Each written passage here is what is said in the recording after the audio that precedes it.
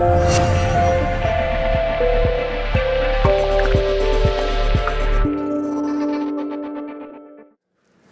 buenas tardes. Buenas tardes a todas, buenas tardes a todos. Muchísimas gracias a Miguel, muchísimas gracias a todas las personas, él acaba de citarlas, que hacen posible este encuentro. Y, en fin, aquí llegamos, nos encontramos con todo organizado y podemos pensar que es sencillo, pero no es sencillo.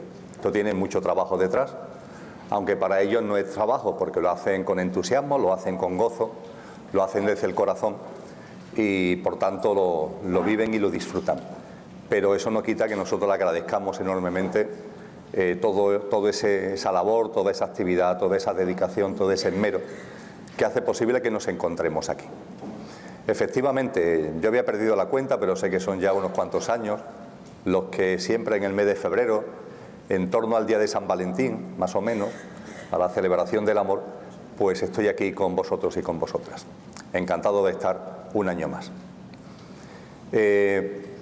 Vamos a hablar, según la propuesta de contenidos que cuando hace ya bastante tiempo hablamos de este día, de esta hora y de lo que iba a comentar, lo que iba a compartir, tiene que ver con la transformación. Con la transformación. Obviamente yo no me acuerdo de todas las caras, es imposible, yendo de punto a punto por toda España, mucha gente, pero tengo buena memoria fotográfica. Me cuesta más trabajo asociar los nombres a las caras. Y cuando voy a los sitios, donde como ya en Mérida hace ya años que estoy repitiendo, hay muchas caras que me suenan, muchas. Y claro, cada vez que voy a un sitio nuevamente, lo que de mi corazón sale es qué puedo compartir ahora que a estas personas, que no es la primera vez ni la segunda que me escuchan, para colmo algunos tienen la manía no solamente de verme en persona, sino que cuando no estoy en persona me ven en vídeos y ese tipo de asuntos, ¿qué es lo que puedo compartir de corazón cuando nos encontramos? Yo sé que estamos en una sociedad complicada, en un momento difícil. Sé que hacemos lo que podemos para ir saliendo del sufrimiento, para vivir de otra manera, para tener una vida distinta, más acorde con lo que realmente somos. Y yo sé que está surgiendo de nosotros un compromiso cada vez mayor con este camino, un compromiso cada vez mayor.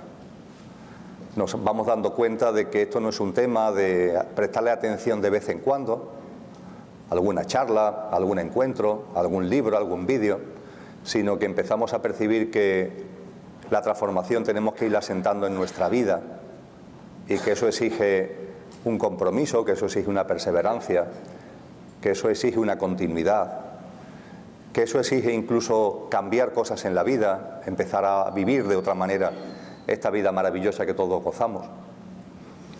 Y con este telón de fondo, de este convencimiento cada vez mayor, ese compromiso cada vez mayor que todos tenemos, creo que es buena forma, ya que estamos en un ámbito donde se respira la armonía, donde se respira la alegría, donde se respira la fraternidad, empezar dando un volantazo y hablando en primer lugar, en lo que son mis palabras, de sufrimiento. Vamos a hablar un poquito del sufrimiento y a partir de ahí hablaremos de otras cosas, pero quizás merezca la pena. Cuando vamos avanzando en un ritmo de vida distinto, en una visión de la vida distinta, podemos percibir que el sufrimiento está ahí, que el sufrimiento está en nuestra vida. El sufrimiento tiene muchas manifestaciones, tiene muchas intensidades, está en la vida de los demás, está en el mundo. Y me gustaría que mi primera reflexión de arranque fuera el hecho de que nos preguntáramos ¿por qué sufrimos? Observaros a cada uno de vosotros, a cada una de vosotras. El sufrimiento, insisto, tiene muchas variedades, tiene muchas intensidades. Si en vuestra vida hay sufrimiento, ¿a qué se debe? ¿Cuál es la razón? ¿Cuál es la causa? O si en el mundo observamos, en nuestra sociedad, en nuestro entorno, observamos ese sufrimiento, ¿por qué? ¿Por qué se sufre? ¿Por qué de hecho hay tanto sufrimiento?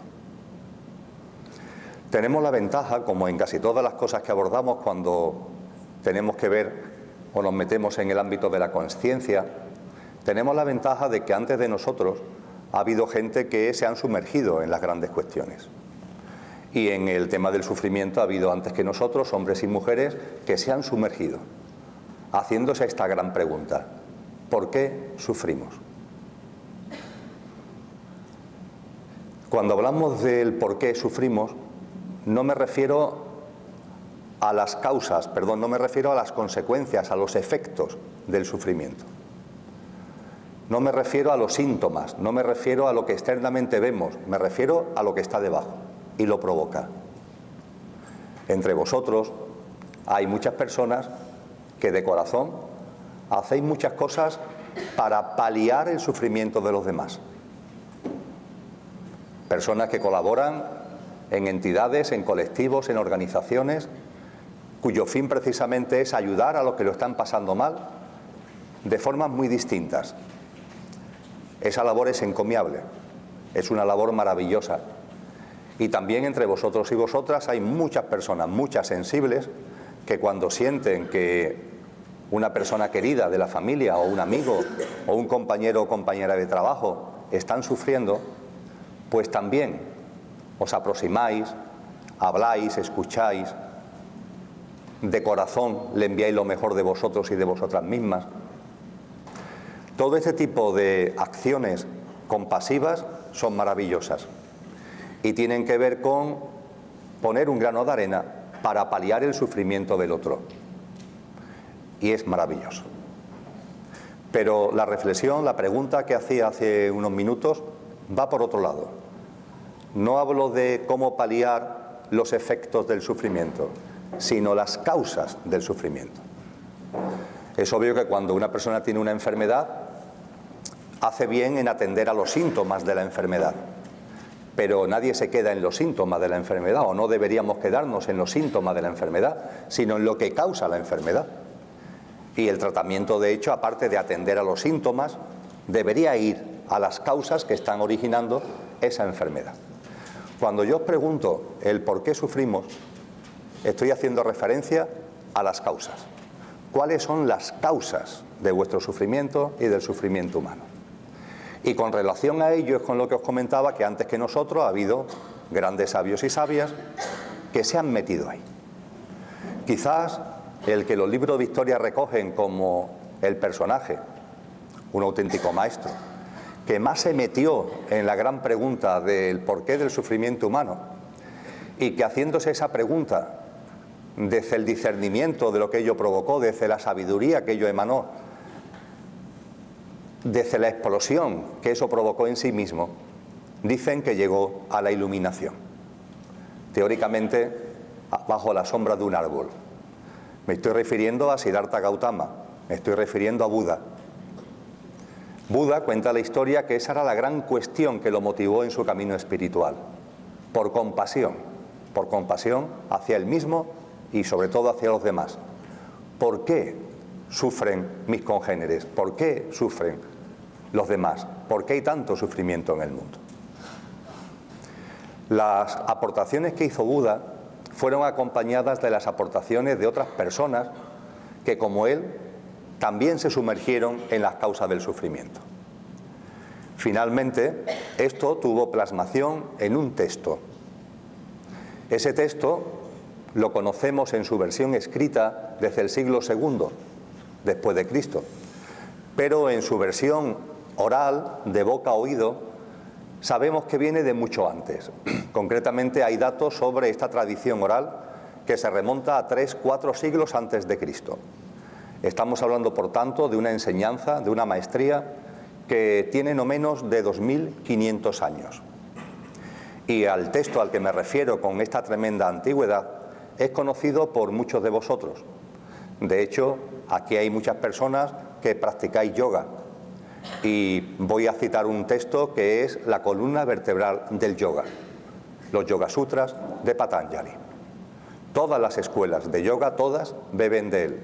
Todas las prácticas de yoga, todas, que se han ido extendiendo por el mundo en los últimos 2000 años, beben de él. Y en esos Yoga Sutras de Patanjali, entre otras cosas, se refleja esa sabiduría que hace y responde esta gran pregunta acerca de por qué sufrimos. Los que hayáis escudriñado el libro de Patanjali, sabéis que en uno de sus aforismos se llega a decir que el yoga consiste en ir a la raíz del sufrimiento, en intentar paliar las causas del sufrimiento. Por tanto, cuando hablamos de yoga, estamos hablando de algo que va mucho más del Hatha Yoga, que va mucho más de las posturas, que va mucho más allá de las diferentes prácticas que el yoga conlleva y que tiene como telón de fondo el acudir para paliarlas, para minorarlas, no los efectos, sino las causas profundas del sufrimiento. Quizás alguno o alguna incluso recuerde el término que se utiliza en ese libro, que es un término sánscrito que viene de la noche de los tiempos, de hace más de 4000 años. El término son los kleshas. Los kleshas son las causas del sufrimiento. En los tratados de yoga se habla de kleshas primarios, los principales, y kleshas secundarios. En los Yoga Sutras de Patanjali fundamentalmente se habla de los primarios, de los principales, que son 5. Permitidme que en este arranque de lo que estoy compartiendo con vosotros haga un repaso de cuáles son esos 5 kleshas, es decir, cuáles son las 5 grandes causas que provocan el sufrimiento que puede haber en vuestra vida y el sufrimiento que hay en la vida de los demás y en el mundo. En lo que voy a compartir, por tanto, en los próximos minutos va a ello. Vamos a analizar con brevedad, pero con intensidad, estos kleshas, estas causas del sufrimiento, y bebiendo de algo que no es que se le haya ocurrido a alguien, ni menos a mí así de golpe y porrazo, sino que tiene una profunda tradición y ha sido contrastado, comprobado, difundido, divulgado, formulado por sabios y sabias, por personajes insignes a lo largo de la historia de la humanidad. Para entrar en ello voy a retomar un símil que utilizo mucho, porque la verdad es que viene muy bien para muchas cosas. El símil ya lo he utilizado aquí en años anteriores y es el símil del conductor y el coche. El símil del conductor y el coche. Todas las tradiciones espirituales nos indican que el ser humano es mucho más que la apariencia, mucho más que la apariencia, y que detrás de la apariencia hay una esencia. Todas insisten en lo mismo. Durante milenios, la espiritualidad ha andado bastante sola en este convencimiento. A lo sumo, se le ha unido a la filosofía, filósofos que también han percibido que detrás de la apariencia hay una esencia. Grandes hombres, grandes mujeres como Hipatia o como Platón nos dejaron grandes ejemplos como el mito de la caverna de Platón para que percibamos que detrás de lo que vemos hay una realidad, hay una esencia detrás de la apariencia. A ese caminar un tanto en soledad de estas reflexiones espirituales, desde el siglo XX se le ha unido con entusiasmo la ciencia. Por fin, por fin. Ciencia y espiritualidad se disociaron hace mucho tiempo. Durante milenios caminaron unidas, pero hace mucho tiempo que se separaron. Y ahora han vuelto a unirse, han vuelto a encontrarse. No sé, como una pareja que después de una relación de amor muy intensa, cada uno tira por un lado, rompen, hay una ruptura, pero al cabo de un tiempo vuelven a encontrarse. Hoy la ciencia y la espiritualidad han vuelto a encontrarse. Y este convencimiento de que hay una apariencia, pero debajo de la apariencia está la esencia, es la que tiene la ciencia actualmente.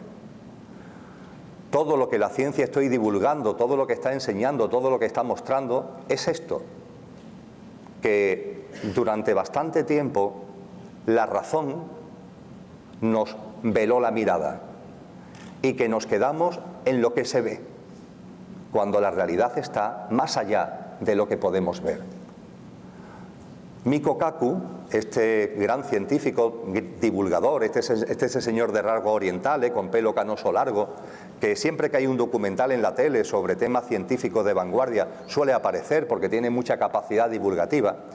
Michio Kaku, en uno de sus libros, por cierto, uno de sus libros más antiguos, llamado Hiperespacio, en su introducción dice: la ciencia ya se ha dado cuenta que detrás de la apariencia está la esencia. Y dice a continuación él: y menos mal que detrás de la apariencia está la esencia, porque si no fuera así, ¿para qué querríamos la ciencia? Es decir, si las cosas fueran la apariencia, el camino a recorrer por la ciencia sería muy cortito. Bien, analizar lo que se ve, vale, pero ya está. La ciencia hoy se da cuenta de que detrás de esa apariencia hay otras cosas, hay una esencia. Y eso le da un camino de indagación y de investigación apasionante en el que está metido actualmente. La ciencia, como la espiritualidad, están convencidos de que detrás de la apariencia hay una esencia. En las tradiciones espirituales, por ejemplo en la cristiana, que quizás sea la que para la mayoría de vosotros es más cercana, esto está recogido en la primera carta a los tesalonicenses de Pablo de Tarso, de San Pablo, donde dice, recogiendo las enseñanzas cristianas, que el ser humano es cuerpo, alma y espíritu. Cuerpo, alma y espíritu. El cuerpo, la apariencia, lo que vemos. Pero más allá de lo que vemos hay otra cosa que en la tradición cristiana se denomina alma y espíritu. Ha habido otras tradiciones que han profundizado más, que han metido otros componentes. Yo, en lugar de extender esto que la tradición cristiana plasma, lo resumo más todavía. Y en lugar de hablar de cuerpo, la apariencia, y alma y espíritu, la esencia, me gusta utilizar el símil de el coche y el conductor. El coche es la apariencia, el conductor es la esencia. A ese conductor, que en el cristianismo se le denomina alma y espíritu, se le da esa doble dimensión. Cada uno de vosotros puede denominarlo como quiera. Hay personas que esto y el alma y el espíritu no les gusta tanto y me dicen que lo que hay detrás y es lo que realmente somos es energía, una palabra que posiblemente se utiliza demasiado, o conciencia. ¿Qué más da el nombre? Bueno, quizás dé, pero hoy no toca. Y a lo que quiero ahora refrendar, lo que quiero subrayar es el hecho de que todas esas tradiciones nos hablan de un componente en apariencia y un componente en esencia. Y que yo eso lo resumo en el coche y en el conductor. ¿El coche qué es? Si Pablo de Tarso hablaba del cuerpo, yo hablo del yo físico, mental y emocional. El yo físico, mental y emocional. Ese es el coche de cada uno. Ahora mismo nos estamos viendo. Ahora mismo me estáis viendo, por ejemplo. ¿Qué veis de mí a simple vista? La apariencia, lógicamente. En esa apariencia, ¿qué podéis percibir? Mi yo físico. Podéis percibir también mi yo emocional. A lo largo de la charla podéis ir sintiendo a lo mejor mis estados de ánimo, los sentimientos y sensaciones que van surgiendo de mi corazón y quiero transmitir. Podéis percibir también mis componentes emocionales. Y por supuesto percibís mi parte mental, una parte mental que entre otras cosas está plasmándose en palabras. Me miráis a mí y veis mi coche, mi yo físico, mental y emocional. Y yo os miro a vosotros y me pasa igual. Veo vuestro mundo físico. Puedo percibir vuestras emociones en la medida en que voy hablando, incluso por vuestros gestos, por vuestros movimientos. Y puedo percibir vuestro mundo mental, cuando hay cosas que encajan en vuestra mente mejor, cuando hay cosas que cuestan más trabajo, incluso las rechazáis. Lo puedo percibir desde esta perspectiva del escenario en el que estoy. Ese es el coche. Lo que vemos en nosotros e incluso lo que vemos en nosotros mismos cuando nos miramos al espejo o cuando nos sentamos un rato a observarnos. Pero junto al coche hay otra cosa. Esa alma y ese espíritu, esa conciencia, como lo queramos llamar, hay otra cosa, la esencia. Y la esencia no es pasajera, el coche sí. La esencia no es efímera, el coche sí.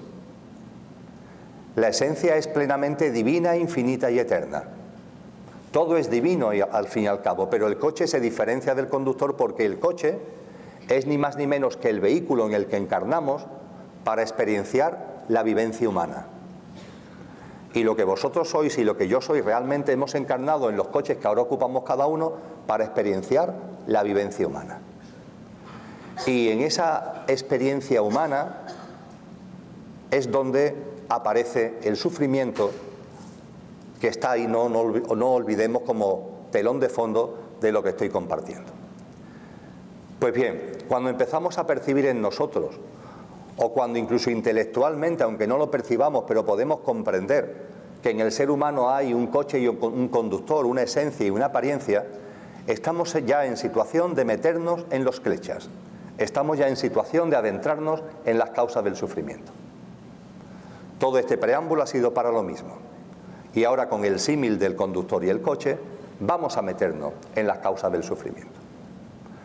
En los Yoga Sutras de Patanjali se dice que hay una primera y gran causa de sufrimiento. La primera y la gran causa, la fundamental. Es la raíz de todas las demás. Se le suele traducir en los libros en castellano como ignorancia.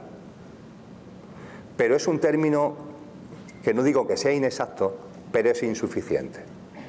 La causa de vuestro sufrimiento, la causa del sufrimiento del mundo es la ignorancia, pero una ignorancia que tenemos que entender que va referida al olvido profundo de lo que somos. La gran causa del sufrimiento humano es una amnesia, un Alzheimer muy profundo, enorme, acerca de lo que somos. Cuando una persona sufre, esta es la gran causa. Ha olvidado lo que realmente es. Y en el símil del conductor y el coche, esto es lo que quiere decir, que se ha olvidado que es el conductor y se ha identificado con el coche. A partir de ahí, como veremos, viene todo lo demás. Es como si aquí se interpreta una obra de teatro y yo estuviera aquí interpretando un personaje llamado Emilio. Pero yo no soy Emilio, yo soy otra cosa. Me he subido aquí para interpretar el personaje de Emilio. Pero mira por dónde hay una confusión en mí, hay un olvido de quién soy y me creo que soy Emilio. Y me identifico con el personaje. No sé, como estas personas dementes que en las películas se creen que son Napoleón. El actor que pierde la cabeza y se cree que es el personaje que está interpretando. Olvida quién es realmente y se asocia con lo que no es. La ignorancia, el olvido, el Alzheimer, la amnesia, como lo queréis denominar, de lo que somos, es la causa fundamental, la gran raíz de todos los sufrimientos. Lo que estos maestros nos han dicho es que cuando una persona recobra el sentido común, cuando un ser humano recobra la memoria, cuando salimos del Alzheimer de lo que somos, el sufrimiento desaparece. Es automático. No muchos seres humanos lo han conseguido, pero los que han conseguido nos hablan con claridad de que eso supone la disolución de cualquier sufrimiento. Quizá lo entendemos mejor si seguimos avanzando un poco, porque junto con esta primera y gran causa, que es el Alzheimer, la amnesia acerca de lo que somos, el olvido de nuestra naturaleza divina, el olvido de nuestra eternidad, el olvido de nuestra infinitud, que está en cada uno, que es nuestra esencia, que es nuestro auténtico ser. Cuando olvidamos eso, cuando vivimos con una amnesia sobre eso, provoca la segunda gran causa del sufrimiento. La segunda gran causa del sufrimiento es la consecuencia lógica de la primera. Si la primera es el olvido del conductor que eres, si uno olvida que es el conductor, ¿qué sucede? ¿Qué es lo que pasa cuando uno olvida que es el conductor? Pues que se cree que es el coche. Se cree que es el coche. Como no percibes, como has olvidado, como no te das cuenta de que eres el conductor, entonces te identificas con el coche. Es, insisto, como este actor que se identifica con el personaje. Tú no eres el coche. Maite, que está aquí, Miguel, que está aquí, Hipólito, que está aquí, etcétera, no son Maite, ni Miguel, ni Hipólito. Y yo no soy Emilio. Mientras que cada uno de nosotros nos creamos que somos el nombrecito que podemos llevar aquí, que nos pusieron cuando nacimos o que dice el DNI, es señal de que vivimos en una amnesia profunda de lo que somos y que nos estamos identificando con lo que no somos. Y diréis, hombre, sí soy, porque yo ahora soy eso. ¿De verdad? Permitidme que sea más gráfico. ¿Cuánto tiempo? Vale, venga, Miguel es Miguel, perdona que te tome como ejemplo. Miguel es Miguel, lo tenemos ahí delante. Bien, Miguel es la apariencia de una esencia. Diréis, sí, pero ahí está Miguel. Sí, pero os pregunto, ¿cuánto tiempo? Le insisto en pedirle perdón a Miguel por cogerlo como ejemplo. Pero, ¿cuánto tiempo de vida tiene Miguel? Yo le deseo muchísimos años. ¿Pero cuántos? ¿100? ¿Estaría bien, Miguel? ¿100 años? ¿150? Porque dicen que a lo mejor hay una especie de revolución tecnológica que afecta a la salud. ¿150 años? Hay gente obsesionada, multimillonarios, que empiezan a pensar que pueden fabricar órganos híbridos que se pueden colocar cuando enferme. Vale, ¿qué vas a vivir? ¿200 años? ¿Qué son 200 años?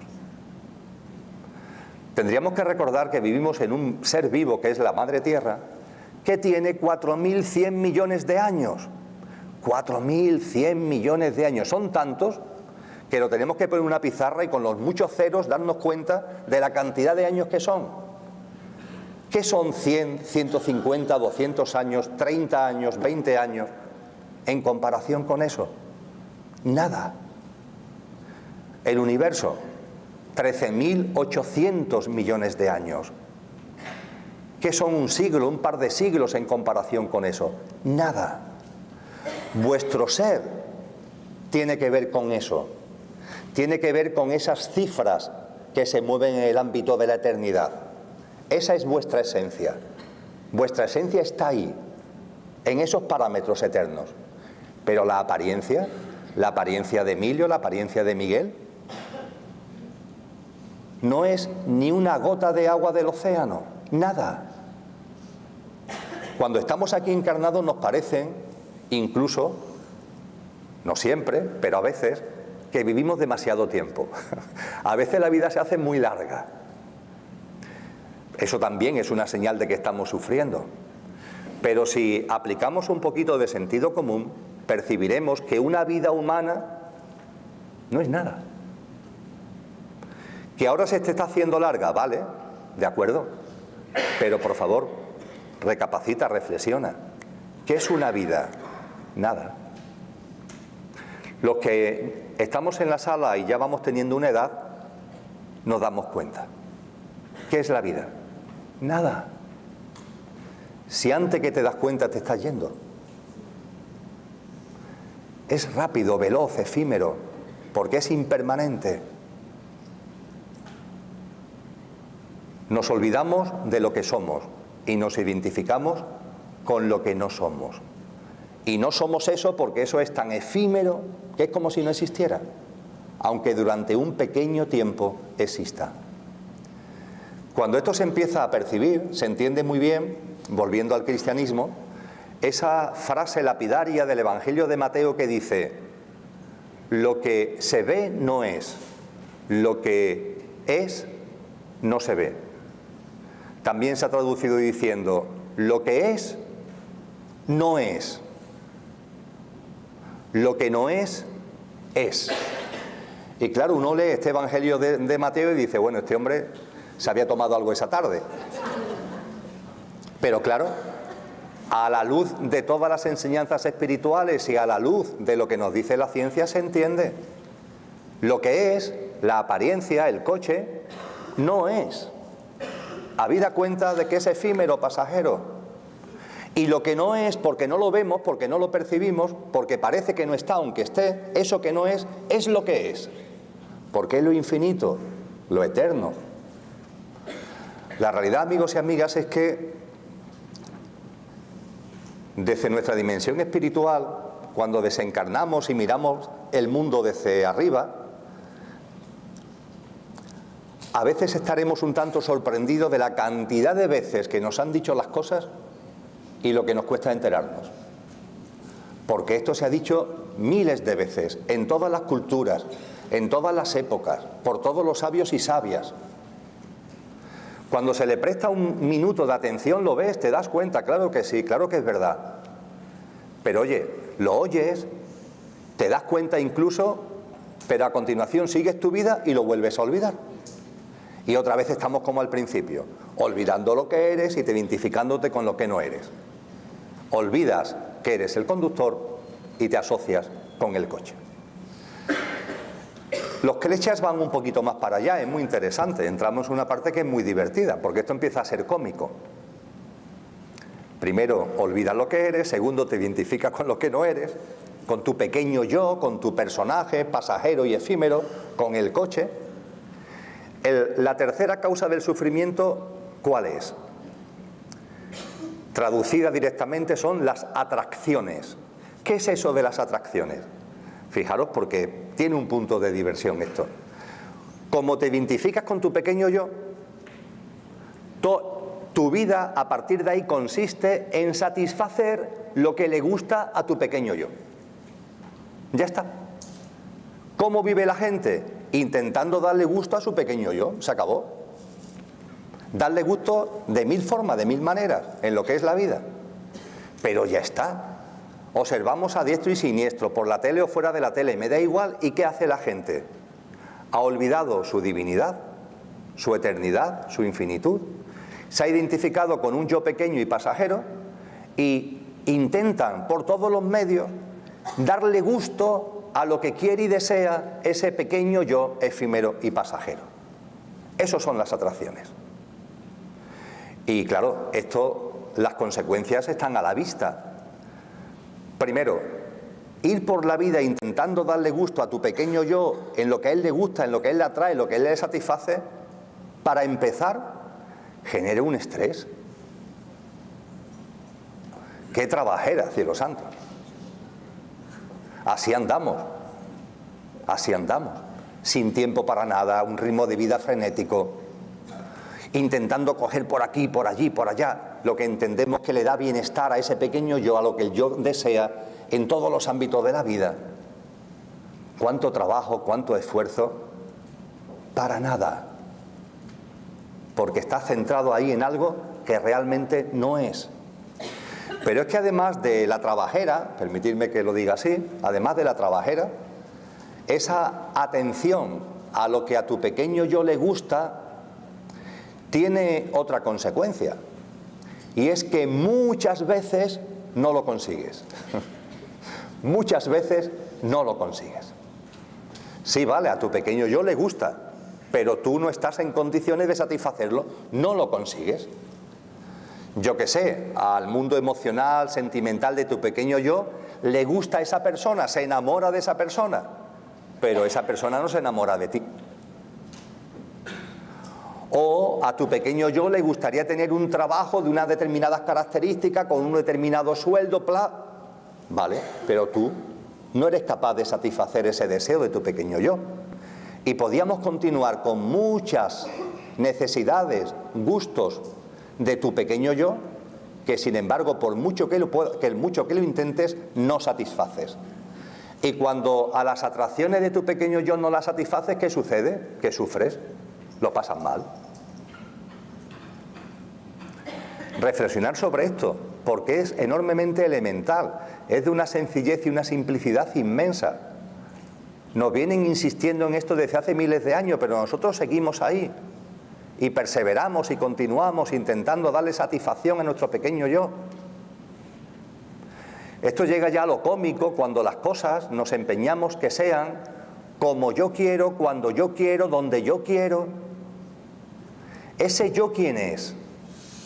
Estamos hablando del coche, estamos hablando de ese personajillo, estamos hablando de ese pequeño yo, que como es efímero y no conoce la realidad porque la efemeridad le impide ver la dimensión exacta de la vida, anda por ahí, increíblemente porque es de demencia absoluta, queriendo que las cosas sean como yo quiero. Pero tú eres tonto. La vida es la vida. Y hay ciclos, y hay devenires, y hay un desenvolvimiento, y hay un despliegue, y hay interacciones. ¿Cómo que la vida va a ser lo que tú quieras? Sí, pero el pequeño yo es tan ególatra que llega a esa locura, que las cosas tienen que ser como yo quiero, donde yo quiero, cuando yo quiero. Por favor, mira a tu izquierda y a tu derecha, aprende de la madre naturaleza. Todos son ciclos, todo llega cuando corresponde. ¿A dónde vas con esas percepciones tan egoicas y tan egocéntricas de las cosas tienen que ser como tu pequeño yo quiere, cuando quiere, donde quiere? Te puedes calmar, te puedes tranquilizar. ¿Por qué no te serenas y vives de otra manera?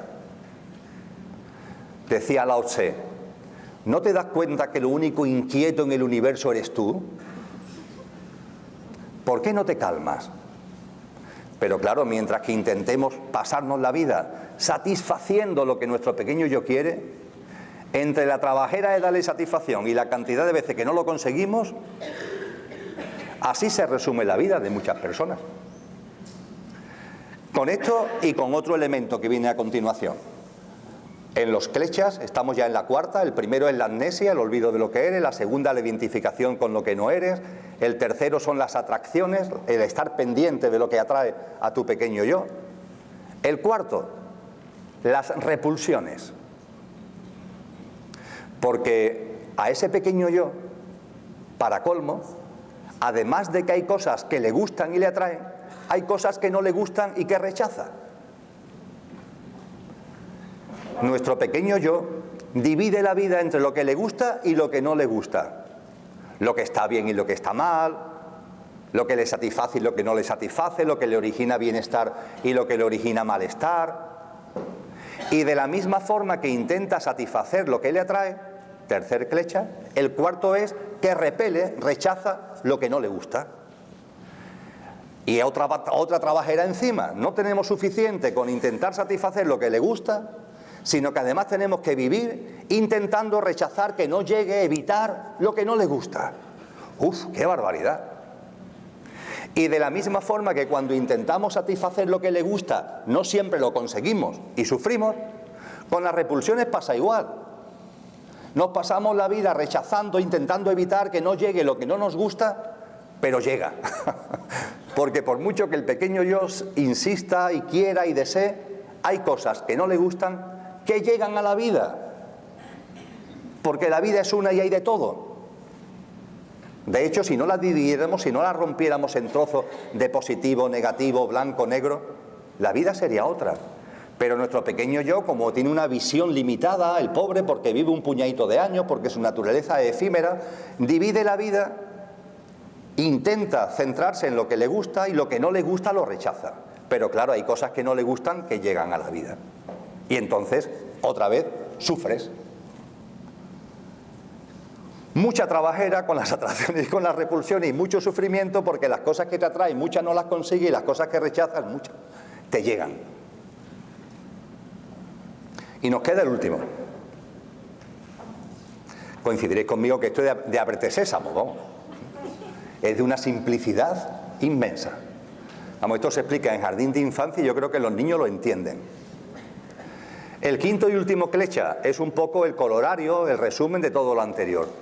El apego a la vida material. El apego a la vida material. Claro, como tienes amnesia de lo que eres, te apegas a la vida material. Y temes a la muerte. La muerte es para carcajearse, la muerte. Nadie en su sano juicio puede de verdad creer que la muerte existe. La vida es un continuum. La vida no tiene fin. Pero, claro, eso es verdad para lo que somos realmente. Eso es verdad para la vida y para nuestro ser. Para el coche no. Es verdad que el coche tiene los días contados. Es verdad. Es verdad que el coche, después de un puñado de décadas, va a terminar o en la chatarrería, y esa chatarrería puede ser el cementerio o el crematorio. Ya está. Enterrado en el cementerio o quemado en el crematorio. Ahí va a terminar el coche. Este pequeño yo, que tanto nos ocupa con sus atracciones, con sus repulsiones, ya está, ahí va a llegar. Y no hay más para ese pequeño yo.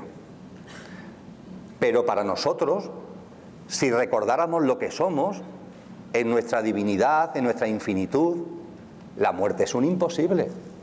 La muerte es un fantasma de la imaginación humana.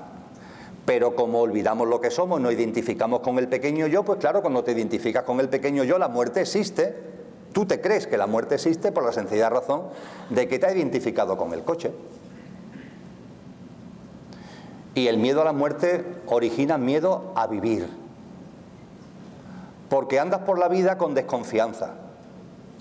En cualquier momento el susto. Bien porque me toca a mí, o bien porque le toca a un ser querido. Y hay gente que me dice, incluso Emilio, yo no tengo miedo a la muerte, pero tengo mucho miedo a la muerte de mis seres queridos. Bueno, pues no tengas ningún miedo, ni por ti ni por tus seres queridos, porque aquí nadie se muere. Eso sí, el personajillo, el coche, sí. Pero ni lo que tu ser querido realmente es, ni tú, puede morir. Pero como hemos olvidado, amnesia, lo que somos, nos apegamos a la vida material.